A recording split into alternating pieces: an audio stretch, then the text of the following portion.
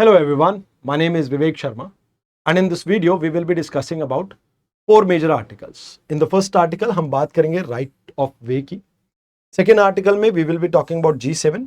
Third article में European union के अभी recent law के बारे में हम बात करेंगे जहाँ पे asylum seekers के बारे में बात की गई है.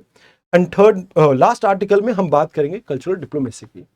आइए एक एक करके आर्टिकल्स को समझते हैं. देखिए अभी रिसेंटली सुप्रीम कोर्ट ने कहा कि भाई फुटपाथ पे चलना एक संवैधानिक अधिकार है जिसमें आर्टिकल 19 एंड आर्टिकल 21 को इवोक किया इन्होंने. अब देखो यहां पर आपको समझना होगा कि इंडिया के अंदर जो अर्बन इंफ्रास्ट्रक्चर है उसमें सबसे बड़ी प्रॉब्लम ये है कि ये बायस्ड है टुवर्ड्स एलिटिस्ट. मतलब यहां पे मोटरसाइकिल्स और जो आपके जो बड़े बड़े व्हीकल्स होते हैं उसके लिए तो बहुत अच्छे रोड्स बन रहे हैं बट फुटपाथ की कंडीशन बहुत खराब चल रही है. साथ के साथ यहाँ पे इंफ्रास्ट्रक्चर की डेफिशिएंसी देखने को मिलती है. कई जगह पे तो फुटपाथ एग्जिस्ट भी नहीं करता है. एंड इसके पीछे मेजर रीजन है कि हमारे यहाँ पर जो गवर्नेंस है वो फ्रेगमेंटेड है. कई बारी म्युनिसिपल लॉ के अंदर जगह नहीं होती है, कई बारी टाउन प्लानिंग में इसका ध्यान नहीं दिया गया होता है और कई बारी गाइडलाइंस आपकी क्लियर नहीं होती है.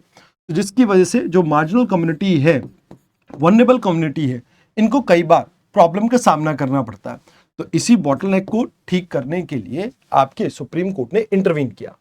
अब कहते हैं कि इस जजमेंट का फायदा क्या होगा. तो कहते हैं कि भाई सेफ्टी एंड डिग्निटी को हम प्रमोट कर पाएंगे वॉकर्स की.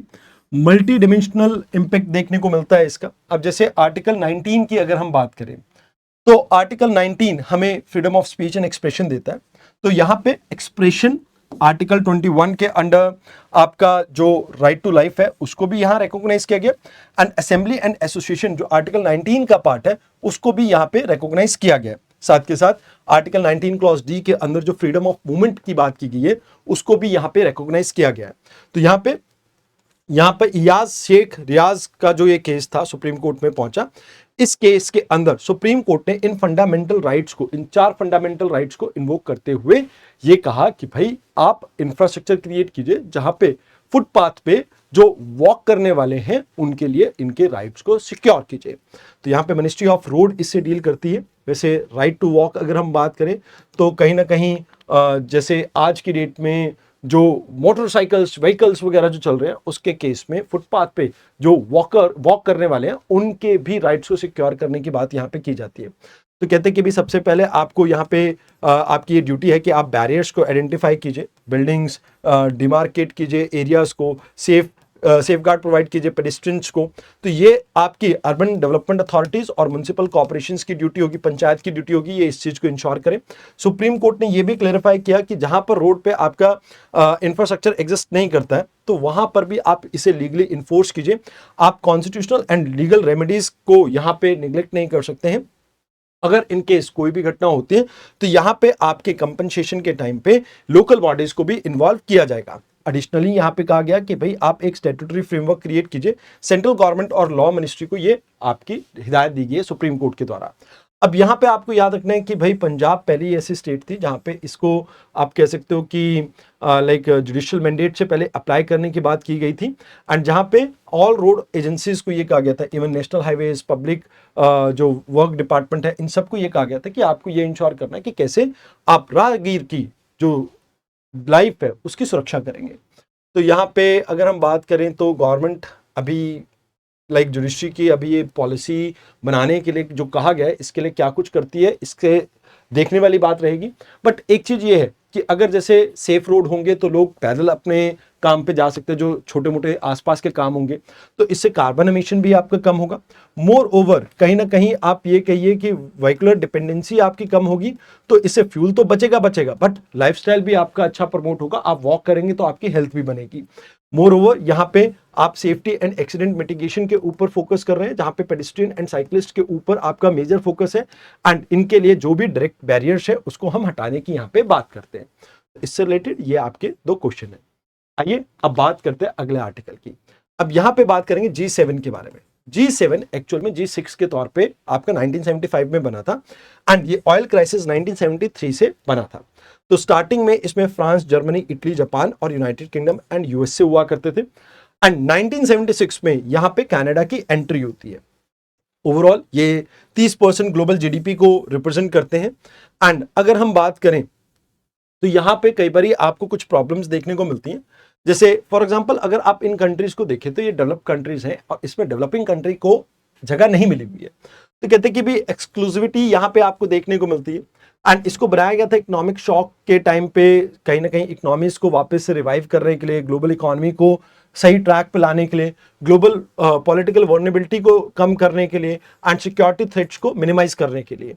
बट अभी अगर हम बात करें, इंडिया इस प्लेटफॉर्म को यूज कर रहा है ग्लोबल साउथ के रूल्स जो वॉइस है उसको पहुंचाने के लिए। And global rule setting platform में इंडिया अपने पॉइंट ऑफ व्यू को भी शेयर करता है। मोर ओवर यहाँ पे इमर्जिंग टेक्नोलॉजी के अंदर भी हम इन G7 कंट्रीज के साथ लाइक डिस्कशन कर सकते हैं। एंड यहाँ पे ट्रेड डिस्प्यूट्स हो, चाहे इकोनॉमिक सप्लाई चेन की वर्नेबिलिटी हो, उसको एड्रेस करने के लिए भी ये काफ़ी ठीक रहता है। तो कहते हैं कि भाई इंडिया यहाँ पर स्ट्रैटेजिकली कोऑर्डिनेट कर रहा है इन सभी हब्स के साथ। यहाँ पे हम इकोनॉमिक लेवरेज को वेपनाइज करने के लिए जो इनकी कोशिश रहती है, तो वो कहीं ना कहीं डिल्यूट करने की कोशिश करते हैं अपनी ग्लोबल साउथ के एजेंडास को यहाँ पे पुश करके। एंड यहाँ एक बात अच्छी ये है कि भाई इसमें इंडिया अपनी स्ट्रैटेजिक ऑटोनॉमी को इंश्योर कर पाता है, जहां पे आप ये कह सकते हो G7 के साथ भी ये इंगेज कर रहा है एंड इंडिपेंडेंट अपनी फॉरेन पॉलिसी को भी यहाँ पे सिक्योर करता है। तो यहाँ पे इंक्लूसिव गवर्नेंस के लिए हमें फोकस करना चाहिए, जहां पर ग्लोबल जो साउथ के मेजर आपकी कंट्रीज जैसे चाइना, इंडिया और रशिया जैसी कंट्रीज, इनको भी इन्वॉल्व करना चाहिए। एंड यहाँ पे ग्लोबल सप्लाई चेन के अंदर रिफॉर्म की जरूरत है, जहाँ पे ओवर डिपेंडेंसी जो कुछ एरियाज के ऊपर हो रही है उसको हमें रिड्यूस करने की जरूरत है। और यहाँ पे डेट वर्नेबिलिटी के ऊपर भी फोकस करना चाहिए। जो डेवलपिंग कंट्रीज है, खासकर डेवलप कंट्रीज के लोन के अंडर ये काफ़ी दबी हुई हैं, तो इसके ऊपर भी हमें फोकस करना चाहिए। तो ये है आपके दो क्वेश्चंस जो आपको यहाँ पे देखने चाहिए। आइए अब बात करते हैं EU की रिटर्न रेगुलेशन के बारे में। तो ये है क्या और क्यों है? देखिए, रीसेंट टाइम में आपको पता होगा सीरिया वाले एरिया में जब आपको ह्यूमैनिटेरियन क्राइसिस देखने को मिले थे, तो बहुत सारे लोग माइग्रेट करे थे इन यूरोपियन कंट्रीज में। तो उस समय यूरोप ने इन्हें खुले दिल से अपनाया। बट अभी एक प्रॉब्लम ये चल रही है कि यूरोप ने अब कहा कि भाई हम ओवरसीज डिपोर्टेशन के ऊपर फोकस करेंगे, जहां पे हम इन्हें अपनी कंट्री के अंदर अब शरण नहीं दे सकते। तो कहते कि भाई ये रिफ्यूजी क्या होता है और ये किस लॉ से गवर्नड है।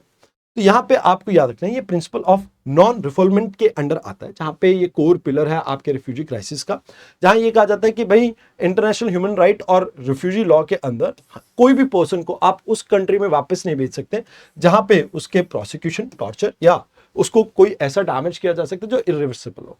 तो ऐसे केसेस में उसे वापस नहीं भेजा जाएगा। तो रिफ्लोर का मतलब क्या होता है? To turn back. तो उसे वापस नहीं भेजा जाएगा जहां पे रेस, रिलीजन, नेशनैलिटी, मेंबरशिप के बेसिस पे एक पर्सन को वहां पे टारगेट किया जा रहा हो। तो इसमें आपके रिफ्यूजी कन्वेंशन के आर्टिकल 33 क्लॉज 1 के अंदर कुछ रूल एंड रेगुलेशन कहा गया है। अब इसमें कहा जाता है कि ये एक इंटरनेशनल लॉ है जो कि रिकॉग्नाइज करता है आपके कस्टमरी आपके इंटरनेशनल लॉ को। यहाँ पे आपका मानना ये है कि भाई सभी देशों के लिए एप्लीकेबल है, रिगार्डलेस वो उसके मेंबर हैं या नहीं। तो कहते हैं ये एब्सोल्यूट है, कंडीशनल नहीं है। एंड मोर ओवर इसमें जैसे आपको प्रोटोकॉल जो ये देखने को मिलता है 1967 का, तो ये आपका डिफाइन करता है कि कौन रिफ्यूजी है एंड यहाँ उनके लाइक राइट्स को सिक्योर करने की बात की जाती है। सेम ऐसा ही अफ्रीका और लैटिन अमेरिका में भी आपको कन्वेंशंस देखने को मिलते हैं, ऑल्दो इंडिया इसका सिग्नेटरी नहीं है। एंड इंडिया के अंदर फॉरेन एक्ट ऑफ 1946 इसको गवर्न करता है। बट हमारे सुप्रीम कोर्ट ने आर्टिकल 21 के थ्रू इस चीज को गवर्न करने की कोशिश की है, जहां पे राइट टू लाइफ आपके नॉन सिटीजन्स को भी मिलता है। एंड इसमें नेशनल ह्यूमन राइट कमीशन जो है versus state of Arunachal Pradesh, इसमें प्रोटेक्ट किया गया था किसी भी ग्रुप को आप आर्बिट्रेरी नहीं निकाल सकते, उनके राइट्स को यहाँ पे सिक्योर करने की बात की थी। बट इंडिया के कुछ कंसर्न रहते हैं कि भाई ये जो रिफ्यूजी इन्फ्लक्स है इसकी वजह से हमारी पॉलिसी मेकिंग और डिसीजन मेकिंग में प्रॉब्लम आती है, हमारी सिक्योरिटी के इश्यूज है। तो कहते हैं कि भाई देखो, एक इशू तो ये है कि ह्यूमन राइट का वायलेशन होता है कुछ कंट्रीज के अंदर, तो ये एक बात है कि भाई हमें उनकी सेफ्टी, डिग्निटी को कहीं ना कहीं प्रमोट करना चाहिए। अब यहाँ पे डिटेंशन पीरियड को इंक्रीज कर दिया जाता है, कभी 6 महीने 2 साल तक भी यहाँ पे डिटेन करके रखा जाता है। एंड इसमें यहाँ पे इन्फोर्समेंट पावर जो दी गई जाती है, यहाँ पे रेजिडेंस सर्च की ये जो इनके साथ मिसबिहेव किया जाता है, तो कहते हैं कि उसको लेके भी कुछ कंसर्न यहाँ पे रहते हैं। तो कहते हैं यहाँ पे अब जो लो रिटर्न रेट्स हैं उस प्रॉब्लम को एड्रेस करने के लिए यूरोप ने इसके कानून को बनाया। वो अपने एक्सटर्नल बॉर्डर्स को सिक्योर करना चाहते हैं। एंड मोर ओवर यहाँ पे शेयर्ड बर्डन के बारे में इन्होंने बात की है, जहाँ पे कहा जाता है कि भाई देखो, हम ही सिर्फ क्यों इस पूरे बर्डन को शेयर हैंडल करें, पूरा वर्ल्ड इसके लिए रिस्पॉन्सिबल है। तो कहते हैं कि भाई यहाँ पे नेशनल सिक्योरिटी और ह्यूमन राइट्स के बीच में हमेशा आपको एक टसल देखने को मिलता है, जहां पर मोस्ट ऑफ द देश अपने नेशनल सिक्योरिटी के ऊपर फोकस करते हैं।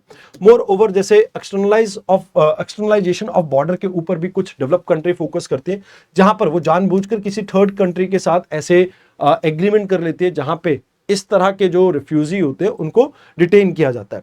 तो कहते हैं कि भाई यहाँ पे हमें जरूरत किस चीज की है, तो सबसे पहले अच्छे तरह से मॉनिटरिंग करने की, मोर ओवर एक लीगल सेफ गार्ड यहाँ पे प्रमोट करने की, एंड रूट कॉज को एड्रेस करने की। तो अगर ऐसा हम करते हैं तो रेफ्यूजी क्राइसिस वर्ल्ड में कम हो सकते हैं। तो ये मेंस का और प्रीलिम्स का आपका आर्टिकल है।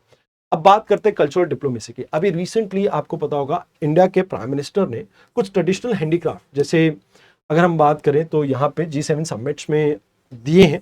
तो आंध्र प्रदेश की कलमकारी पेंटिंग और बिहार की थेकुआ जो है, इनको कहीं ना कहीं यहाँ पर पेशकश की गई है। अब कल्चरल डिप्लोमेसी क्या होती है? ये एक तरह की सॉफ्ट पावर है जहां पे आप अपने आइडेंटिटी, कल्चरल आइडेंटिटी को दूसरे के साथ शेयर करते हैं। तो इंडिया के अंदर वैसे तो मिनिस्ट्री ऑफ कल्चर इससे डील करती है, वैसे DPIIT जो है आपका, ये डील करता है आपके GI टैग से। बट उसके अलावा एक्सटर्नल अफेयर मिनिस्ट्री भी इसमें इन्वॉल्व होती है जब किसी फॉरेन डिग्निटरी को ये दिए जाते हैं।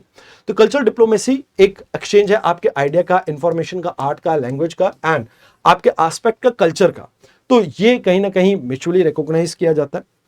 एंड ये जो GI टैग्स है, इसको GI tag of goods registration and protection act 1999 के अंडर आप हैंडल करते हैं।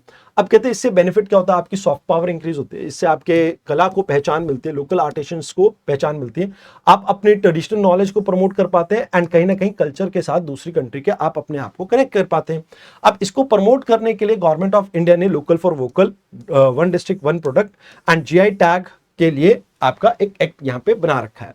बट कहते कई बार ऐसा होता है कि भाई मशीन्स मेड गुड के साथ इनका टफ कंपटीशन होता है, कई बार इनकी रेप्लिका भी क्रिएट कर ली जाती है। मोर ओवर यहाँ पे आर्टिशन को कहीं ना कहीं आप ये कह सकते हो कि लो फाइनेंशियल रिटर्न मिलते हैं, प्रोडक्शन साइकिल बहुत लंबा होता है, इसकी वजह से आप ये कह सकते हो कि इनको उतने रिटर्न नहीं मिल पाते हैं। तो इस वजह से कई बार लोकल आर्ट जो है आपकी आप ये कह सकते हो कि आने वाली पीढ़ी उसको सीखने की कोशिश नहीं करती है।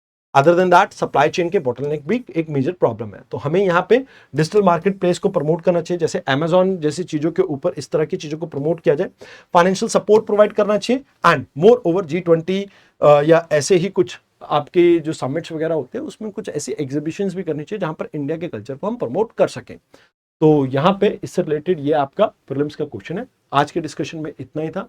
आई होप आपको डिस्कशन अच्छी लगी हो। धन्यवाद।